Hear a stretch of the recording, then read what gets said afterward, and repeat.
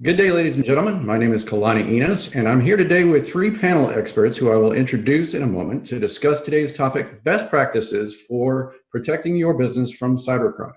We'll spend the next 45 minutes discussing trends in current cybercrime, motivations of cybercriminals, how to improve your company's overall security posture and best practices in order to mitigate risk of exploit from cybercriminals, and finally talk about lessons learned from 2018. We'll then leave the final 15 minutes allowing our audience members to ask questions of our panel. Before we begin, I want to take a moment and introduce you to our panel members, Michelle Drolet, William Peteroy, Michael Thelander, and finally me, Kalani Enos. First up is Mrs. Michelle Drolet. She is the CEO and founder of Towerwall, a data security company. As one of Towerwall's resident information security experts, Mrs. Drolet assists organizations through the security process to help them protect critical data by the evaluation, establishment, education, and enforcement of sound information security, network security, and data security practices. Ms. Drolet is responsible for all aspects of business for Towerwall, providing more than 24 years of network and data security experience, leveraging said knowledge to make Towerwall a leading data security service and solution provider. Ms. Drolet is often published in national magazines and is a regular contributor to the CISO online blog InfoSec, at your service, as well as Forbes magazine. She's received citations from Senator Spilka and Senator Magnani for her community service, and received Cyber Citizenship Award several times on behalf of Towerwall for community support and participation. William Peteroy from Gigamon has over a decade of experience in network and software security fields. He's worked in a number of businesses and technical leadership positions as a technical director, and subject matter expert for the Department of Defense, as well as security strategist at Microsoft. While at Microsoft, William represented the Microsoft Security Response Center, Microsoft's crypto board, focusing on encryption and privacy, including the deprecation of RC4 and SHA-1 in Windows 8.1 and Windows 10. He holds a Master's of Science in Engineering and Computer Science from Johns Hopkins Whiting School of Engineering, and serves as an instructor for the National Cryptographic School at Fort Meade, a researcher at Dartmouth College, and speaks regularly at global information security conferences, including Recon, DerbyCon, Sector, KiwiCon, and ACSE. Michael Thelander leads go-to-market strategies for Venafi, the industry leader in machine identity protection. Michael has a 20-year track record leading product management and marketing teams with a history of bringing enterprise-class software products to market. Michael received CISSP training through SANS and has been in the cybersecurity space for over 10 years. Before Venafi, spending 7 years heading product management at Tripwire, a leader in configuration management, integrity monitoring, and vulnerability assessment, as well as 3 years of go-to-market efforts for authentication and fraud prevention innovation. His articles and interviews have appeared in SE Magazine, Cyber Defense Magazine, IT Professional, SoftwareCEO.com, and other publications. He regularly speaks at industry events like Cuppinger's Cole European Identity and Cloud Summit, Gartner's IAM Summit, and B-Sides. And me, Kalani Enos, I have 19 years experience as an information security and assurance professional, working directly for the U.S. government as a U.S. Foreign Service information management specialist in numerous embassies overseas, and also as a contractor for DoD and other agencies. I spent the last 8 years working in the commercial sector for finance, data analytics, hospitality, and manufacturing. So let's begin by asking the panel a general question. What are the trends in current cybercrime? Specifically, what are the motivations of cybercriminals in today's world? As part of that topic, we can also address, before we answer the question, we can address how businesses can best improve their overall security posture against these threats and reduce risk. Michael, I believe that you wanted to start off discussing the role of machine identity protection in cyber defense concerning that effort. Yeah, I think it's a great question, and it's a great springboard to sort of jump into this whole conversation. The motivation, of course, is always money. The means tends to be much more organized, much more orchestrated, and much more complete now, in terms of the attack vectors and the willingness to draw out a long-term attack. There's a couple of examples of this that I think are critical. First off, let me define machine identity protection in Venafi's unique perspective on it. There's effectively two actors on a network. There are people, and people use usernames and passwords to access networks, whether it's an internal network or whether it's the internet. Machines use machine identities. In the concept of machine identities, we include things like certificates, TLS certificates, SSL TLS certificates, SSH keys, API keys, and that kind of thing. So when we go back to the question then of what we see in trends in cybercrime, we see much, much bigger attacks, much more orchestrated attacks, attacks that live longer in the infrastructure, and that do tend to focus, at least the large-scale attacks, on those fundamental identities rather than looking at individual targets of opportunity with individual personal identities that might be bought on the black web, and there's certainly going to be a market always for people to do, credential stuffing to access accounts and do account takeover. But we see much larger scale attacks.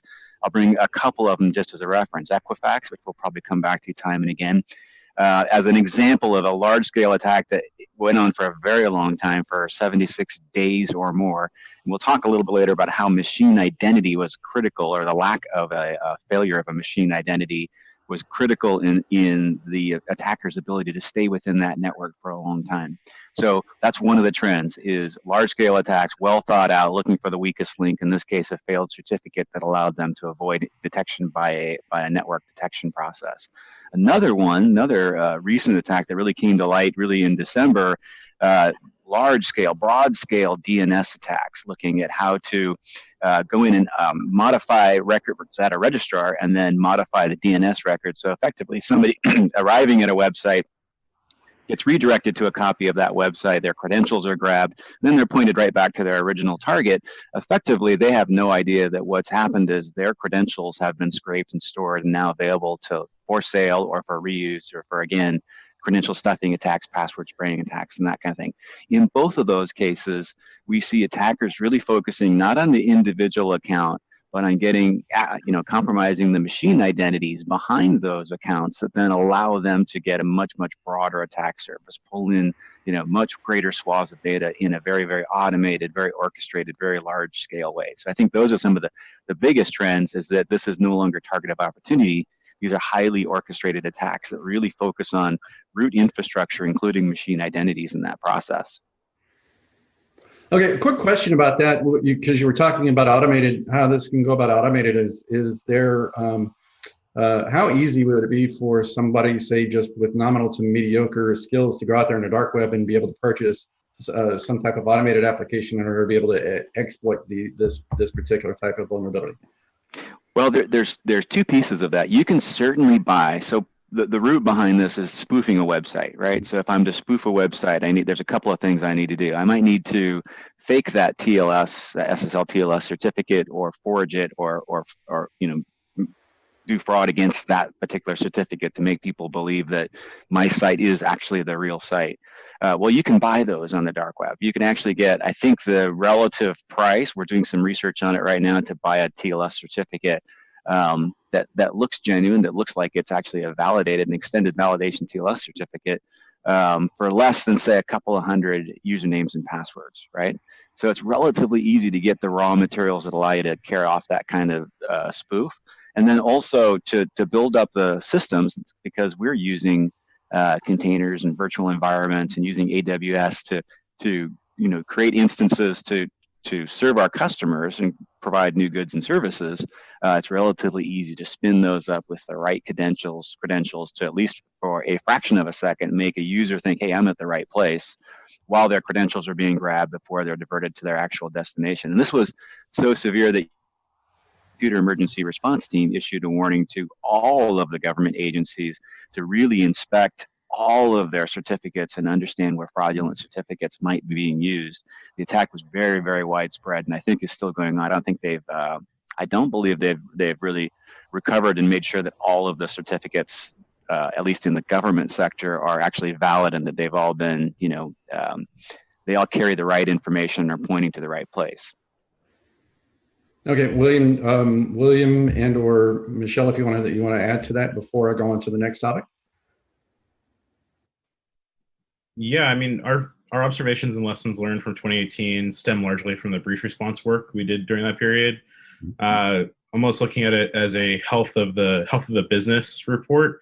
Our visibility is that cybercrime is alive and well. It's a vibrant community of folks that are, unfortunately for most of us, very successful. And really, our lessons learned can really be summarized by knowing and understanding what internet-facing assets you have as a business, patching internet-facing software, and honestly investing in email security. Yep.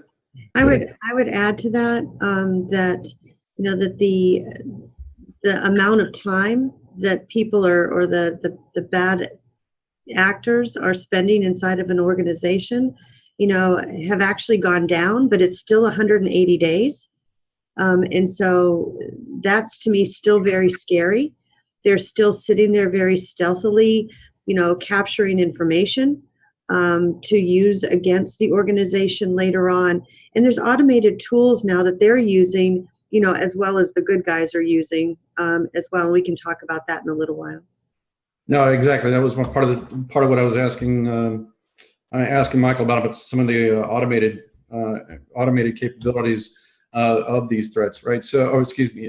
So, we'll talk about that in a moment. So, I want to go on to the next topic and the cost of data breaches as of at the end of 2018. The numbers just came in from both Ponemines and Identity Theft Resource Center that the cost of data breaches in 2018 increased from $135 per compromised account in 2017 to $148 per account. While there was an overall reduction in the number of breaches, ironically, the compromise of personally identifiable information, or PII, rose 126%. So that would lead the question about why is that? Why was there such an increase? Was it just because of the statistical increase? Because you had such a high number from Starwood, Marriott, and from Equifax, or is it because of the fact that there has been a shift in compliance requirements from regulatory agencies or government organizations such as the EU with GDPR and holding other organizations' feet to the fire that hold on to this PII? In my opinion, I think it is, just again, this is kind of speculation, is that it was because there has been a marked increase in compliance requirements with the rise in the advent of GDPR that came online in May of this year, or excuse me, of last year. And there is a possibility that I have seen an uptick in what we call advanced persistent threats. We can call them nation states, but let's just, for the sake of political reasons, call them APTs, really, really homing in on what the capabilities or lack thereof are from organizations that do hold on to this data. So I leave that up to William to start the show, because you were actually talking about insurance companies holding their feet to the fire. So I'm going to let you talk to that. Yeah, Kalani, I appreciate it. I think really from our perspective, when we kind of put ourselves in the shoes of our customers, it comes down to understanding not only what the per record breach cost is, but also understanding how much am I going to have to pay of that as a company. And one of the big trends that we've seen across 2018 is really around cyber insurance. And so I think a lot of companies looked at cyber insurance prior to 2018 as a offset on how much they would have to pay per record. And really what we've seen in the last year is insurers push back a little bit more on policyholders and honestly hold folks a little bit more accountable for best practices and following due care in conducting business, especially around PII. Absolutely. I think just to add to that, and we've gone into organizations that have insurance, and I don't think a lot of the insurance brokers know what they're selling, unfortunately.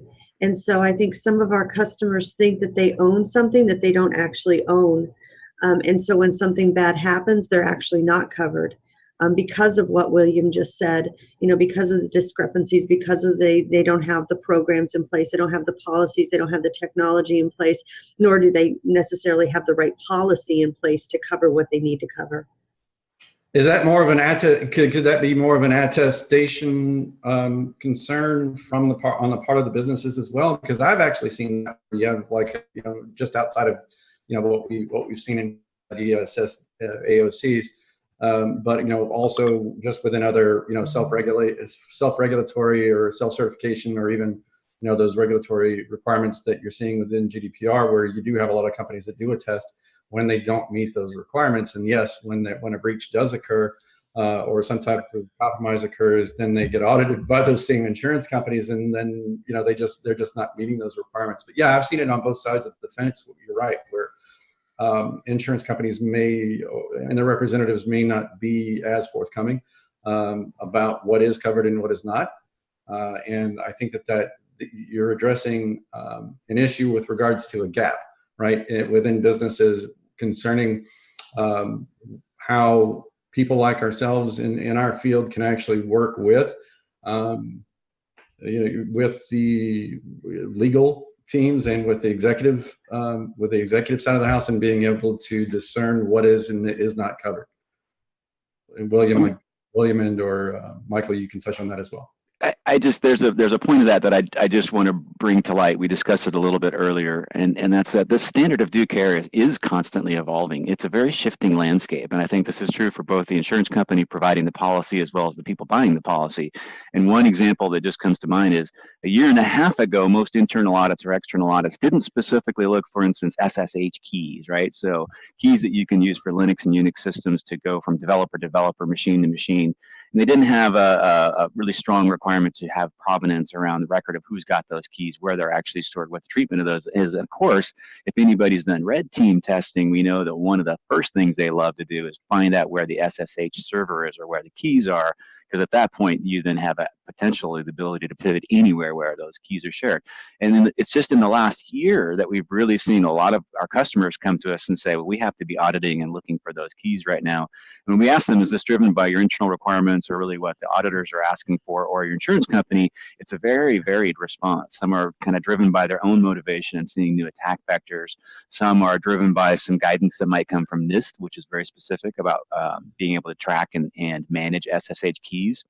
And some of them, it's more of a sense, right, that they're seeing a shift in the regulatory landscape as some of these requirements start morphing. And I think that affects this whole notion of what is the standard of due care. At any given moment, do I really know what it is? Do I have agreement with the people providing the policy of what that actually is? And it can become very contentious in different environments. Totally agree 100%. And, as you were saying, it is kind of contentious. Especially with regards to who owns what and who's responsible for what. I mean, I do want to touch on that, especially with regards to the fact that we were, and I know that you and I discussed this yesterday, Michelle, about the possibility of, the problems associated with not just data at rest, but also with regards to the sharing of data and vendors, and their responsibilities and their liabilities associated with with the responsibilities, both with not just with compromise, but but also with financial liabilities, concerning any breaches or compromise. That was directed at you, Michelle. I'm sorry. Go ahead. Oh, okay. Sorry. So I think, with all the different regulations that are going up and down, like with HIPAA, with GDPR, it's holding everybody accountable, both upstream and downstream. So when you talk about vendors, when you talk about risk, I think that everybody's held accountable now. You have with GDPR, you have the processors, you have all the different components, that before it was just you. And you had to be responsible for your own information. Now you have to be responsible for, organizations that you work with, both on both sides of the spectrum. And it's not a one size fits all. And it's certainly what we said yesterday is the perimeter is not the perimeter anymore, right? And so, it's a completely different landscape. And so we need to really pay attention on what's happening on the inside just as much as what's happening on the outside, and hold everybody accountable. Absolutely. Michael, I think you discussed part of that yesterday as well, how we've done like this paradigm shift from perimeter security to that of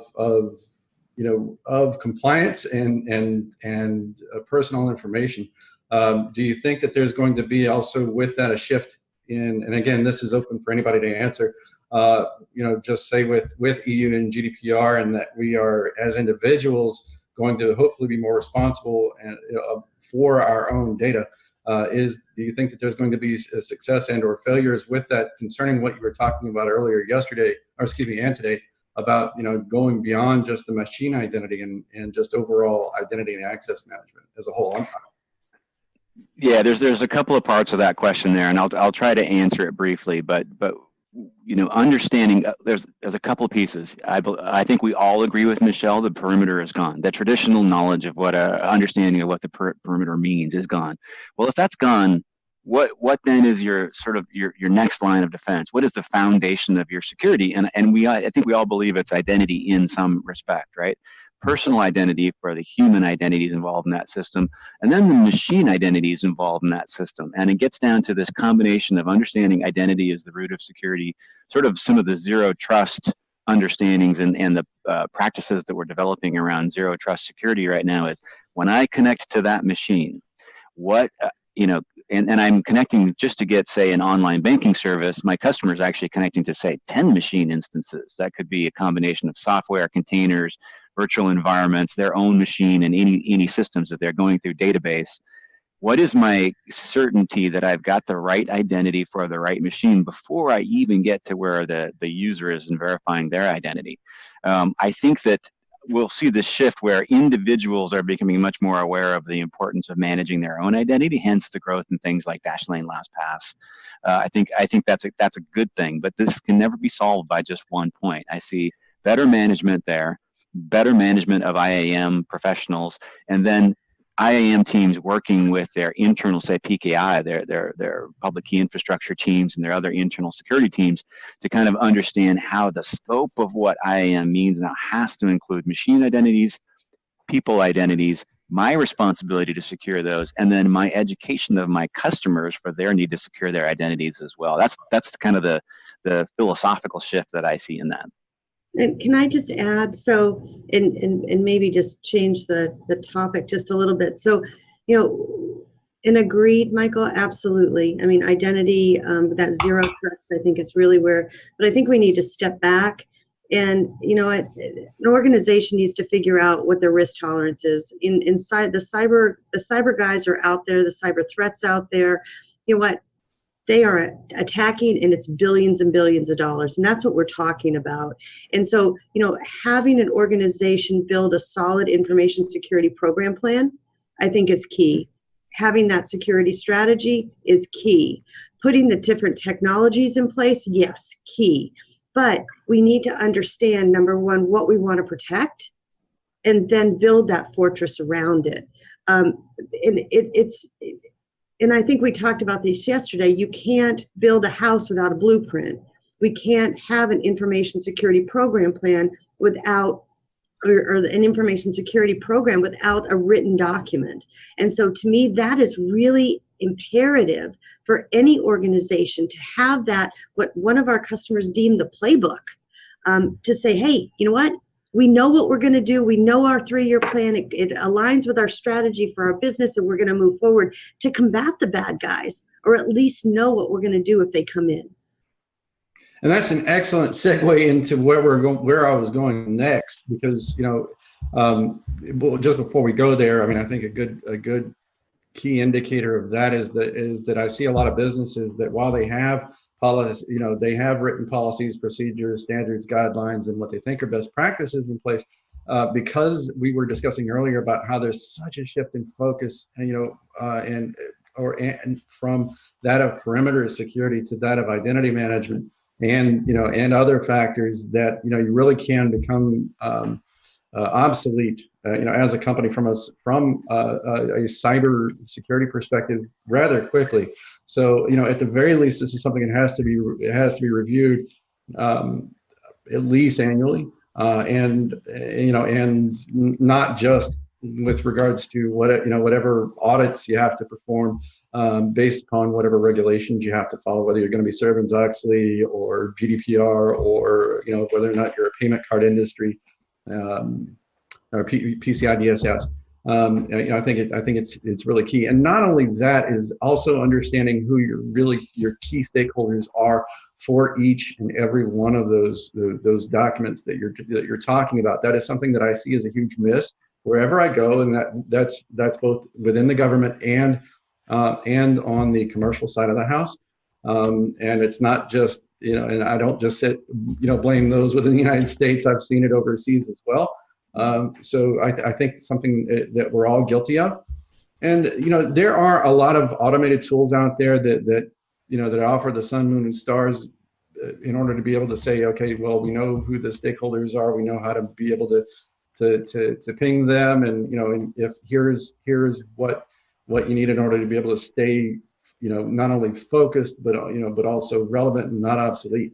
That is again, while there are vendors who offer that, it is still something of a challenge. And I think it's going to take a little bit longer than is comfortable for those of us on the panel and probably those of us listening feel comfortable with. Does that make, if that makes any sense, then please feel free to elaborate. If not, I'll just carry on with the next topic. William, did you have anything you wanted to add? Nope, I'm good. Okay, so sort of kind of in alignment with that topic, let's talk about role playing for a moment. So say I'm a new CISO or CISO or new executive vice president of security for a mid to large company. What would I initially look for within that company, and what are some practices that would make me an effective CISO? Michelle, I'm going to yield the floor to you. Sure, absolutely. So I think the most successful CISOs that we know, and those are included my vCISOs that have always been CISOs, is listening, understanding, and getting out of their office, communicating, and being a really good salesperson. And I know people, use that word, that salesperson is a dirty word, but I think in everything that we do, in every piece of our life, we're selling ourselves, we're selling our ideas, we're listening, and a salesperson listens. And that CISO needs to go out, get out of their office. The worst CISO can be sitting behind their desk with their door closed, because nobody's going to invite them. Nobody's going to know who they are. And to me, that is really important, because if the CISO is actually invited to the table when those projects are started, or if there is a concern, about security, and they are not the person of no, they are the person of let's figure out how we can do this, then, the Google Dropboxes and the OneDrives and all of that, or just spinning up your own instance of AWS because they said no, won't happen, and they will be successful.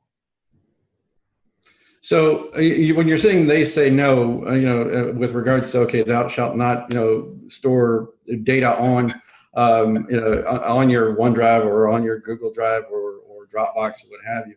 I have seen where instances where companies actually, as we were discussing yesterday, will put that cart before the horse and say, okay, well, we're just going to institute, good data loss or DLP solution when they don't even have a good data classification. Right. So, we can definitely touch on that. We talked about that yesterday, but I think that's key to understanding and being successful in today's world is if you do not have good data classification guidelines or good data classification requirements for your business, then obviously, having a DLP is just, it's going to be ineffective. There are, solutions out there. I'm not going to name names, but as far as vendors are concerned, but you can actually tag via good data classification where your document. I'm going to totally interrupt you. So you know what? You can deploy technology, and we've seen it over and over again, where organizations, the C-level people say we need data leakage prevention. That's what we need. And it's like, well, do you have a data classification program? Well, no. Do you know what you've classified your data as? Is it super secret? Is it private? Whatever. Nope. But we want DLP because we were told, a board member said we have to have this. Well, those projects are dismal failures. Absolutely. And, those discussions about data classification are key. And you don't have to protect everything, and you need to figure out what's important. And you can kind of draw a line in the sand and move forward, and protect that. And again, we're talking about cybercrime, and we're protecting the crown jewels. And those crown jewels is that super secret information. So let's build a fortress. Let's have identity. Let's have all those different things around that data.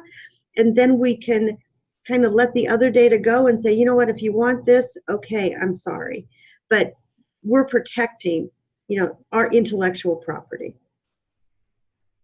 Exactly, and IP also has a lot to do with with what kind of data was compromised. I know we centered on PII data, but IP is definitely something that was compromised in big way in 2018, and that's another lesson learned that we need to talk about. And again, data classification is the key in order to be able to make that successful.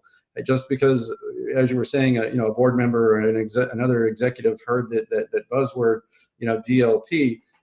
Doesn't necessarily mean that it's going to be successful. It will be, a monumental failure without some sort of data classification.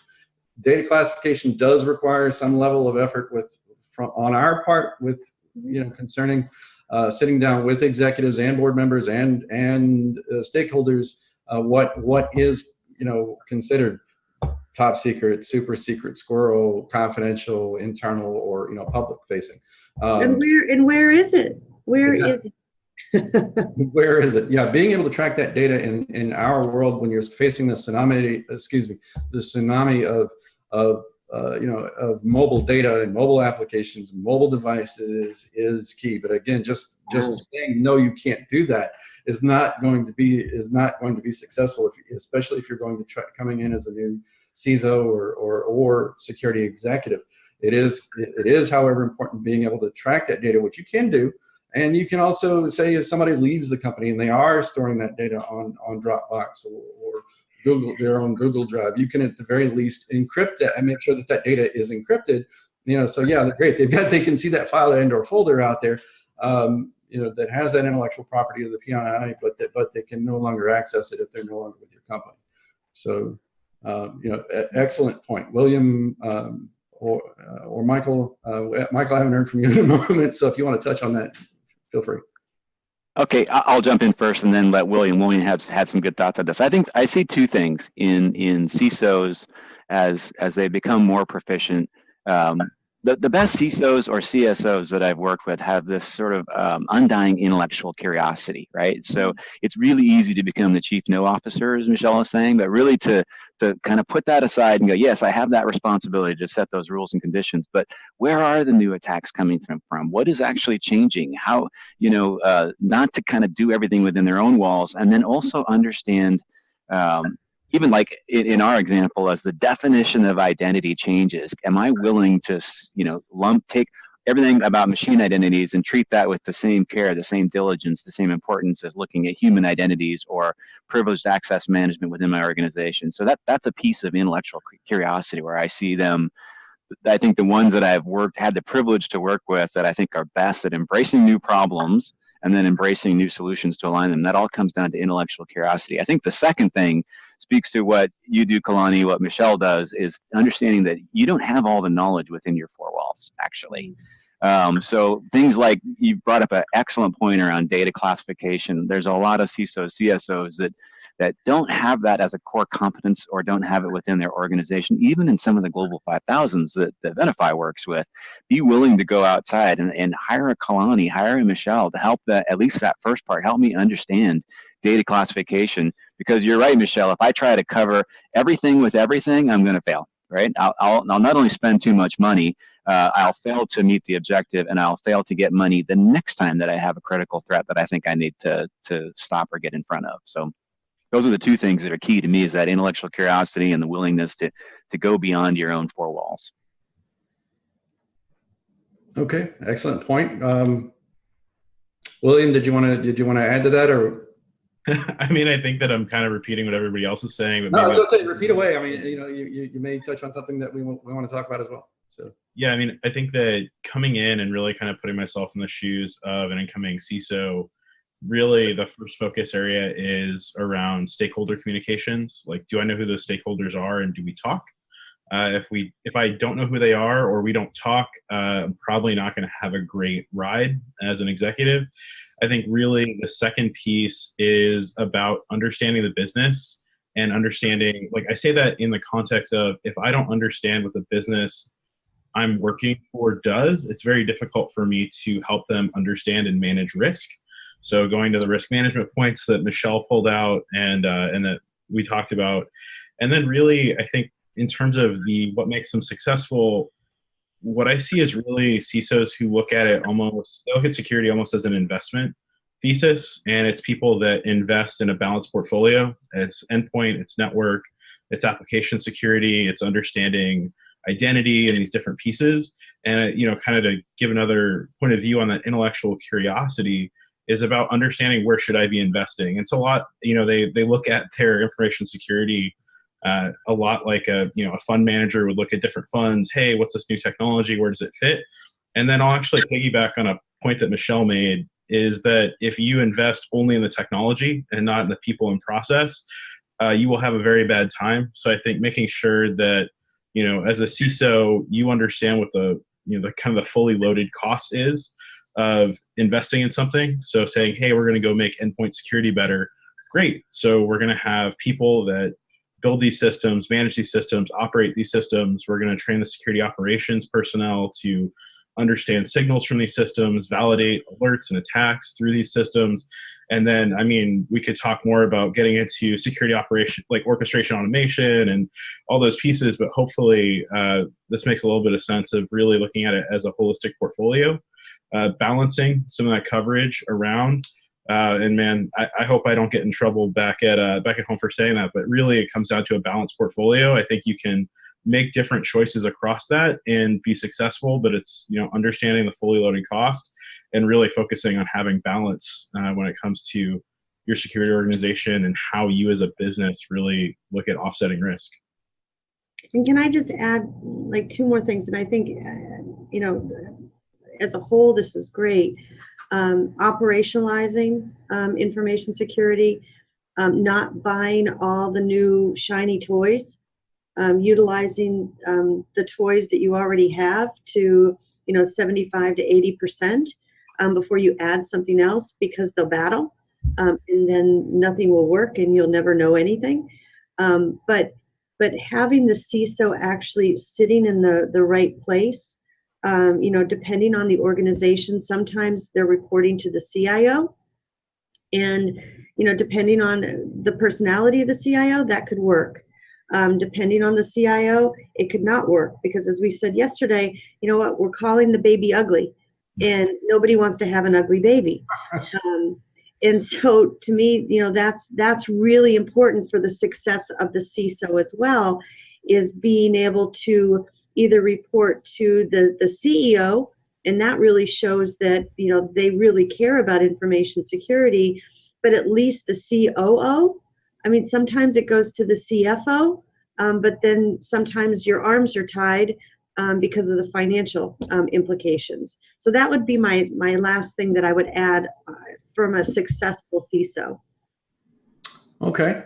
And so that can segue into, one of the challenges that I've seen, and we're going to go into challenges facing CISOs and security executives, is the elephant in the room, which is cloud security.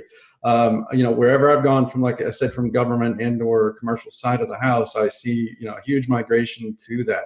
And while we all have our varying opinions on whether or not you want to go with one or the other, at the end of the day, it does come down to cost, cost effectiveness. But it is also one of those bright, shiny keys that they're being dangled in front of the executives and board members and say, okay, well, I'll just move everything over to the cloud. And again, not picking on any cloud provider, but I wouldn't put them in the category of what Michael was discussing earlier about, not like the insurance person's not understanding, or excuse me, I think Michelle brought that up about insurance not understanding what it is that they're selling. I think that the cloud security solutions that they provide on their end, they do provide some solid tools, but there's still this huge gap concerning where their responsibilities begin and end, and where yours picks up and ends. So at the end of the day, it is about, you are still responsible for encryption. Michael, you brought that up yesterday. I'm gonna yield the floor to you on that in a second. But so that is a big concern. Michael, I'll just go ahead and let you elaborate. Yeah, let me touch on it briefly and let the others share. I think we had some great perspectives that we talked about yesterday. But I think, as Michelle said yesterday, when you move everything to the cloud, you're basically going from your data center to somebody else's data center. You have all the same conditions. If you need a firewall here, all my stuff. No, I'm just kidding. I'll leave some stuff left over for you. But everything that you need here, you're going to need in the cloud as well, which is absolutely true. And I think it's one of the fundamental things that we miss. We talked to a lot of customers to say, hey, I'm going to move my whole data center to the cloud. So all those certificates and load balancers that I'm using, those are all going to exist in the cloud. And we're like, well, hey, the encryption that you use to allow those things to actually work, you're going to need that in the cloud too. You're going to either duplicate that or replicate that. Don't throw that over to say, I'll pick on AWS. Don't throw it at AWS and say that they're going to serve you. If you look at AWS's SLAs, and they have a really attractive grid that shows where responsibilities lie. On the platform as a service side, yes, they cover some responsibilities for encryption, container security, management of the infrastructure. On your side, the applications, the services you're delivering, you touched on it, Kalani, encryption is your responsibility. Authentication is your responsibility. The way that traffic manages through encryption is your responsibility. The way that load balancers are secured and protected, the way that traffic inspection devices work, still your responsibility. Yes, there's a lot of cost reasons to move. There's a lot of flexibility and scalability reasons to move. Don't absolve yourself of responsibility, because the organization is going to come back and say, wait a minute, we did all this. We still had a compromise. What were our security controls in the cloud? And ultimately, I think from AWS and GCP and Azure's perspective, if you look at their SLA charts, it's going to point back to the organization that's providing the service. Absolutely. Absolutely. So it's like anything. I think you need to start out with a plan, and I think if you go to Azure, if you go to AWS, you go whatever, they all look and feel differently. Once you put your data up in the cloud, it's there forever. You can never get it back. The cost of the cloud, people are getting their bills now and going, whoa, I didn't realize that. Because again, it's a data center somewhere. And so, as Michael said, I mean, you're responsible for everything. You're responsible for the firewalls. You're responsible for endpoint. You don't know who your neighbors are in a shared cloud environment. So they could be your biggest competitor. Have they hired, somebody to go in to see, have they put themselves next to you to see if they can go in and get your information? So, I mean, you have to be even more vigilant when you go in the cloud. We have a gentleman that's all he does is cloud security for our customers.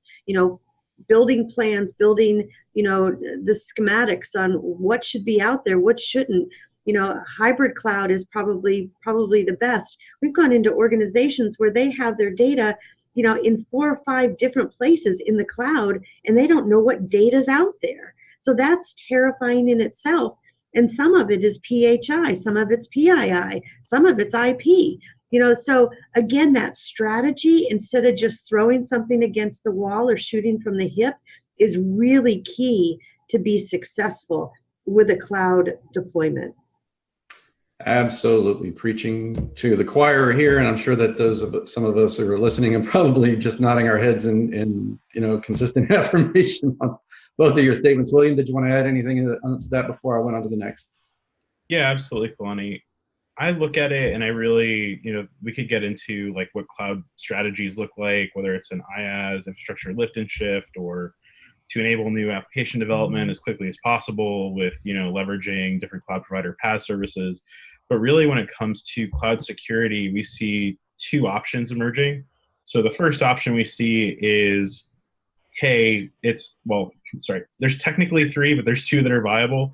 So the first one is, hey, we're going to consume security from our cloud provider. So essentially, we're going to leverage things like CloudTrail, GuardDuty, some of those features from AWS, and then of course Azure and GCP have similar features. But overall, it's, hey, we're going to treat this as a separate security domain, and we're going to consume security from the cloud vendor. The second is really folks that are saying, hey, well, we already have people that are trained and technologies that work for us on-prem. How do we extend these technologies into new environments? There's tons of conversations about where the perimeter is. I think it's shifting all the time, where critical data is, but really, how do we extend those technologies? And then the third option is really the domain of folks that don't understand that shared responsibility model, which I think everybody's referenced. And they just think that because they're using the cloud, it's inherently or implicitly secure. And so realistically, the first two options are the only real options. Option three is a complete mistake, because as everyone has said, a lot of things are your responsibility in the cloud. But really, I think that, to provide some perspective from lessons learned in the last year, the most successful groups that we see are those that are looking to extend technologies into the cloud. And I think really the differentiator for that is because they already have the people and process in place for it. So, I mean, if you think of, am I going to use a firewall? Hey, I can, consume a firewall that's built out by any of the three cloud providers, or am I going to use a firewall that my team knows how to configure, has centralized management, and understands how to block bad things when they, come to my environment?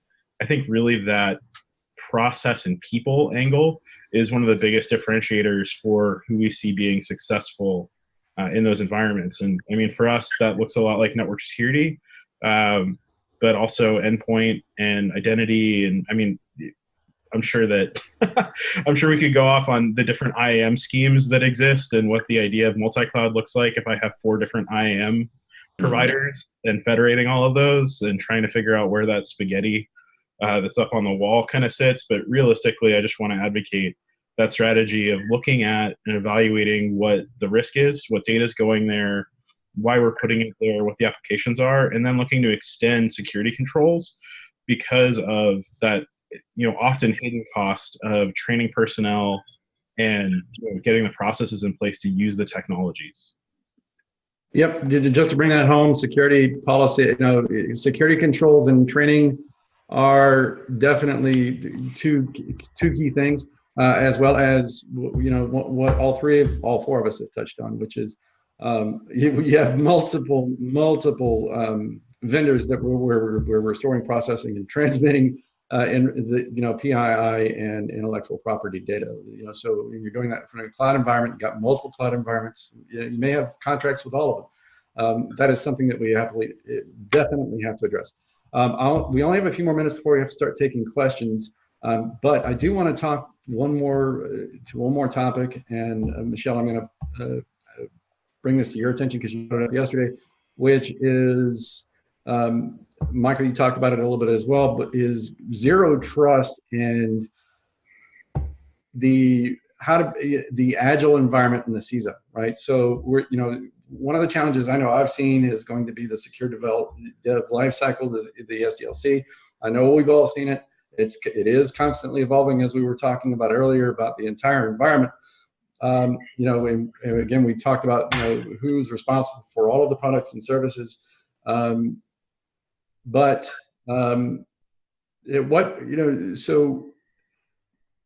we talked about zero trust, but really, is that truly a zero trust, or is that something that we actually just need to bring to the attention of everyone? And again, I'm not just talking about file extensions here when I'm talking about zero trust. We're talking about the production environments and code, not only within your own company, but that of your vendors as well, who touch your environment. Sure. I think where we talked about that was about applications and how with Equifax, I mean, it was an unpatched application. I think that we didn't touch upon this, and we just wanted to bring this forward. The bad guys are getting in because of quote unquote unpatched systems, of unpatched applications, of sloppy development of applications, I heard a statistic about a month ago that terrified me that said, that 5% of patching actually secures the environment. Think about that. So with that, what we do is we do a lot of third-party application penetration tests, and that's internal application development as well as banking applications, HR applications, SaaS, PaaS applications. And I can tell you that we break every single one of them. And it's because a lot of times, and it's getting better, but developers are not developing and do not have, again, that program plan, that secure development lifecycle program plan. They don't do risk assessments against the secure development lifecycle. Everybody, not everybody, there's a lot of people that are still doing waterfall, but a lot of organizations are in the agile environment now. They're moving so fast and furiously that, things happen. And so that third-party testing, in the SDLC, in the gates, need to take place because we are sending applications out left, right, and center that can be compromised. And, talk about cybercrime, that is easy. I mean, they get in, do man in the middles. Cross-site scripting is still very prevalent where it should never be because it's a part of the OWASP top 10. Things that we should be doing because it's been there for 10 plus years that we're still not doing, the bad guys are still going to get in constantly and collect billions of dollars from us because we're not doing what we say that we're supposed to be doing across the board. And I'm not trying to be harsh, but it's just the way it is right now. And we need to, again, quit shooting from the hip, quit firefighting, and put programs in place that everybody knows what their roles and responsibilities are and how to move the ball forward from a maturity perspective. Did that answer your question, Kalani? That definitely answered my question. Just really to bring that home is it's not hard to actually have some type of, mature process in place because in a lot of cases I've seen where all the pieces are there. You're just not bringing it home. As you were talking about earlier with patching, for example, so much time and effort is typically spent on patch management and vulnerability management. And when you're looking at the statistic that you were discussing where it's only 5% effective, you really have to take stock as a CISO or as an executive or a senior security engineer and say, okay, at what point do I need to step back and home in on other on other concerns where they can actually get into my environment. Other ways to look at the problem. Right, and there's these next-gen technologies out there. There's, Gartner has a new category, automated penetration testing. So scanning tools. Again, that's a totally different topic for a different day. But there's different things that you can think out of the box now, because we're not just talking firewalls. We're not just talking endpoint. We're talking about some smart technologies. With machine learning, with AR, with deep learning. And again, you still need those people because they still need to look at the information. They still need to fix it. But as long as we don't get tone dead to all the alerts, we can battle the bad guys. Let me add a point just to that and then turn it over to William. There's always going to be too many things to patch. There's always going to be too many vulnerabilities. There's going to be more than we can keep up with. We touched on this yesterday. Let's go back to Equifax. Yes, it was an Apache Struts vulnerability. However, behind that vulnerability, when you talk about defense in depth, there was a traffic inspection device that had an expired certificate that could have seen the infiltrated traffic and could have seen the anomalous activity, once that vulnerability was compromised. But that certificate had expired too. So you step back and go, well, what's the real failure? The real failure is automation. The real failure is automated patching to whatever degree that you can, and then automated, we can rotate. Venafi can rotate and replace certificates on an automated basis as they expire within any of your servers or any machines that actually consume an identity or an identity tool like a certificate. So urging CISOs to really get beyond sticking the fingers in the holes to like, okay, what is my automation process? How am I going to automate this so that I can actually scale as the bad guys scale and as the attack scale? That's ultimately, I think, the thing, the golden ring we're all trying to grab. Absolutely. Kudos. Yeah, absolutely. And I think that to add kind of one last point here and not go too in depth because I know we're close on time, but really, and not to apologize for the CISOs that are in some of these situations, but really looking back at the earlier conversation about how to approach being a CISO, one of the biggest shifts that we see is the business that you were in is maybe not the business you're going to be in. We see so many companies building and producing software and applications, which is a completely different business. I mean, everyone's talked about SDLC. I know plenty of CISOs that are, completely unfamiliar with what that looks like. What does good look like? They may understand what a patch system looks like. And really, we need to understand and respect that a lot of our roots in security come out of IT. We're essentially helping to manage and understand complexity coming out of IT environments. Software development, application development, and hosting is a whole different business. And I think that overall, going into 2019, one of the best things that we can collectively do as security professionals is work to understand what our business is shifting towards, and then work to understand those new domain areas. And I mean, absolutely leveraging outside experts for all of that. But really, the business is changing, and that means that our CISOs need to also shift their focus and really embrace learning as a part of their jobs. And I've seen that. I've actually seen where CISOs, I mean, I'm just going to give kudos to where I have seen it, where I think we touched on this earlier, where there has been an uptick in CISOs being creative and willing to learn and knowing how to adjust fire. Forgive the military term, but it does fit. But one of the things that I still see as a miss is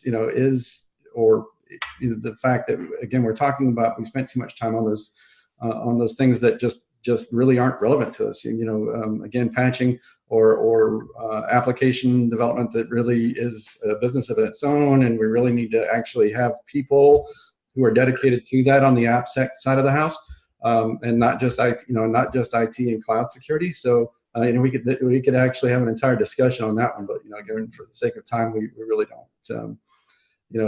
We'll just leave that one as it is. I'm going to end it there and we only have a couple of questions. But I'll start with the first one that we have from an audience. If your organization has no security program in place, where should you begin? Crafting security policies or classifying your data first? Or do the risk assessment and then go from there? That's actually a good question. It's a great question. Can I take that? Sure, go ahead. So I would, depending on the size of your organization, what different regulations that you fall under, if any, I would start with maybe a CFS NIST assessment, because that's NIST light, and then figure out kind of where your strengths are, because we want to continue those, and then your weaknesses, and build out a remediation roadmap and maybe a gap analysis against those. And then the second thing would be actually to build out that information security program plan with that overarching information security policy as part of that. The information security program plan would include roles and responsibilities. It would include user awareness. It would include some of the policies. It would include some of the compliance regulations that you fall under. It could include a strategy. It could include the maturity capability model. There's different tabs that the program plan could actually take life to, and it actually becomes a playbook. Your incident response plan, your vendor risk management plan, and you can add those as you move forward, so you don't have to drink out of a fire hose. That you have a 3 to 5 year plan, and that can be your maturity trajectory. I agree. I just want to touch on that really quick. That a lot of what we talked about today, because we touched on a lot of subjects, can seem overwhelming, and which is why a lot of people who are not in our field can embrace a little bit on the nihilism side. Why even bother? But a good ISSP can really really be that good, that not just table of contents for how you go about doing everything, but I mean, it is a good roadmap. It can make the difference between you being an Oakland Raiders head coach and Bill Belichick. So I'm in Massachusetts, so go Patriots. So again, I'm not saying that Oakland's bad, but but I am using a football analogy. So forgive me anybody if you're an Oakland fan who's listening. It brings us about to the end. I only had those two questions. Did anybody want to have any closing statements before we ended today's segment? I would just say stay vigilant, because the bad guys are getting better, and protecting the data that's important, building those program plans, having awareness, having your users be part of your information security program, having them understand that they're really important, because if they click on that link or they send that $100,000 out, it could have grave impact to the organization. Yep. Yeah, and I would just say, it's going to be an exciting year. I mean that in many ways, both good and bad. RSA conference is coming up in 2 weeks, and I think it's going to be great conversations because the landscape is really shifting, the impact of digital transformation and what it's doing. So I look forward I'll be there, I think, with a bunch of people from Venafi as well. We'll be on the north side in booth 6359, and I think I'm also giving a presentation on Thursday around machine identity protection, but hope to see any or all of you there if you want to talk more about machine identity protection. And I've really appreciated this conversation. Thank you. It's been an absolute pleasure. We do have to cut it short. We're 1 minute over. All right. So I want to thank you very much, William. I'm sorry we didn't have time for you. It looks like it's about to cut us off here in a minute, but it's been a pleasure talking to all four of you. If any of you have any questions, feel free to reach out to any one of us. We'll provide our contact information at the end of this segment. Thank you very much for attending. Thank you. Thanks, everybody.